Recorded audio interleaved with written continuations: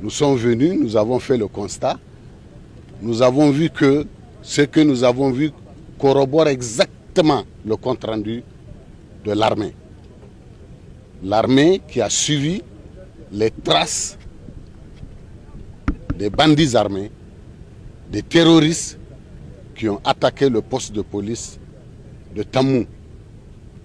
Après avoir tué 2 de nos vaillants soldats, 2 de nos vaillants policiers, ils ont ramassé tout ce qu'ils pouvaient prendre comme matériel de la police et se sont dirigés bel et bien sur ce site. C'est exactement ce que les images ont montré aux forces aériennes. C'est exactement ce que nous avons vu. Comme ils l'ont dit, les hangars dans lesquels ils ont déposé le matériel volé, ce sont ces hangars qui ont été bombardés. Pas plus que cela.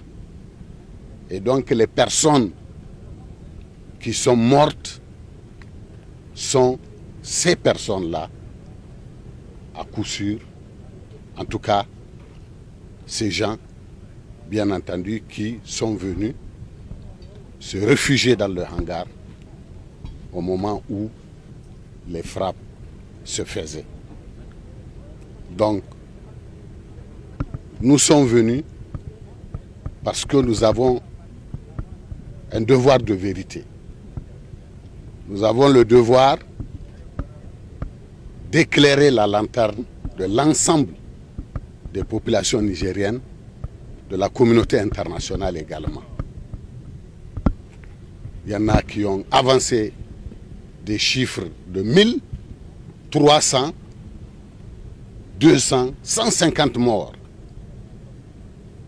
Avant d'arriver déjà sur le site, nous avons pris la précaution d'aller visiter le cimetière de Tamou, où ceux qui sont décédés ici ont été inhumés.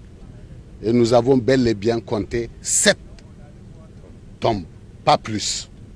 Ça s'est passé en la présence de tout le monde, de vous tous. Nous avons ici, une fois arrivés sur le site, nous avons sillonné le site.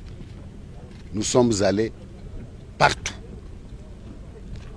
Nous n'avons pas constaté de bombardement en dehors, bien entendu, du hangar ou des hangars qui étaient censés abriter ceux qui ont transporté le matériel et qui ont été suivis, dont les traces ont été suivies par les forces armées nationales.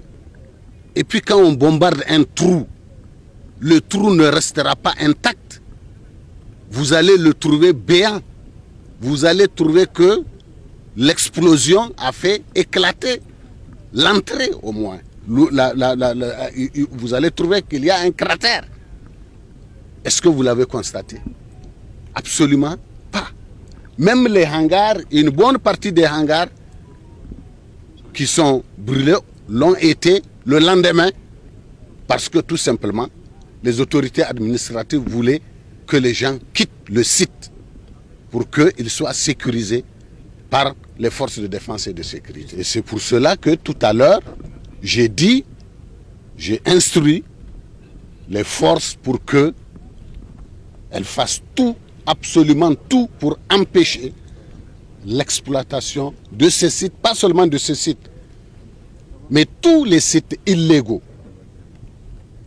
Parce que nous le savons très bien, les terroristes cohabitent avec les orpailleurs.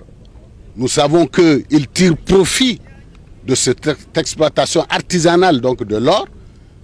C'est de là qu'ils tirent aussi les ressources avec lesquelles ils combattent nos forces. Tout le monde voit les conditions dans lesquelles ces forces de défense et de sécurité travaillent.